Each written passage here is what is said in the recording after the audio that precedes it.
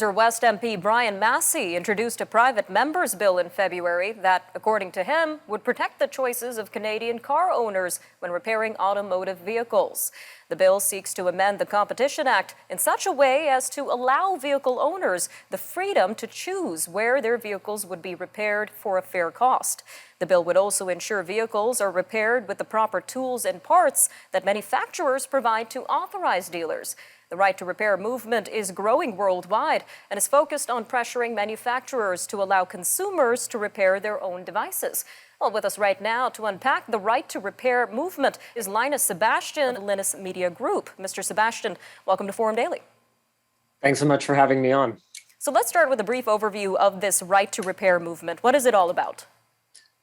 Right to repair is basically the concept that after a consumer purchases a good, whether it's a car or whether it's a cell phone or a screwdriver, it doesn't matter, that it belongs to you and it is your right to do with it as you will, that you shouldn't be bound by any kind of artificial limitation that forces you to go to, say, an authorized dealer or directly to the manufacturer in order to have it serviced or repaired. In a nutshell.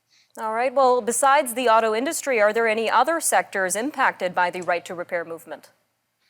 Absolutely. I mean, one of the most prominent ones is farming. That's one that's been grabbing a lot of headlines, particularly in the States, around John Deere and some of the requirements that they have around costly and inconvenient servicing of their tractors and other farm equipment, for example. And anything that increases costs, I mean, it might not be the kind of thing that the general consumer would think affects them, but anything that increases costs for any sector, let's say, for example, agriculture, is going to ultimately affect your costs when you head to the grocery store. And how might endorsing the right to repair movement impact the environment and environmental concerns? Oh, I mean, the environmental concerns are frankly one of the largest ones. I think for the average consumer, it's easy to frame it as a cost savings, right? Because everyone's thinking about their wallets, especially with everything going on in the world right now. But the environmental impact is another big one. I mean, for every time you save, let's say, $100 on a costly repair bill, or worse yet, save $1,000 on a device that you don't have to rebuy, right? That's scrap metal or plastics or battery components that are not heading into the landfill or to a recycling center. I mean, there's this misconception that people have that, oh, it'll be recycled, but there's a reason that recycling is the last R. It is the least good R. Reduce, reuse first, and that's a huge part of what right to repair is about. If we can keep these devices in service, then they don't have to make their way to that third R, or even worse, the scrap heap.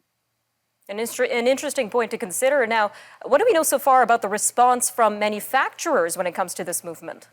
Some manufacturers embrace it. Valve Software famously has entirely embraced right to repair with their new Steam Deck. It's a game console that, while not perfect, has done a lot of things right with respect to making certain components that are likely to wear out quickly, like, for example, the joysticks, very easy, not just for a user to replace by themselves, but also to get access to the components that they would need to perform such a repair. It can be done in about 5 minutes with a screwdriver that anyone should own.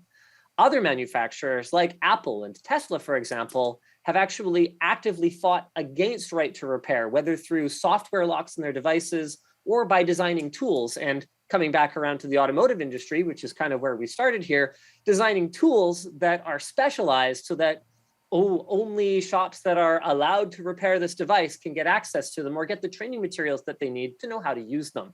And that's something that just frankly is anti-consumer. It drives up your costs and creates additional waste. Why are we defending this? All right, Mr. Sebastian, how can our viewers get involved with this process? We've seen that putting pressure on manufacturers isn't going to change anything. So at the end of the day, what you need to do is you need to reach out to the legislators that govern your particular area, whether it's the country you live in or whether it's your provincial representatives. You need to get in touch. You need to make it clear to them that this is important to you, and you need to explain why. Because at the end of the day, rising costs for consumers are a hugely impactful problem today, and one that needs to be solved. And this is a big way that we can all tackle it together. All right, Mr. Sebastian, thank you again for your time today on Forum Daily. Oh, my pleasure. Thank you very much. Stay with us. We'll be right back after the break.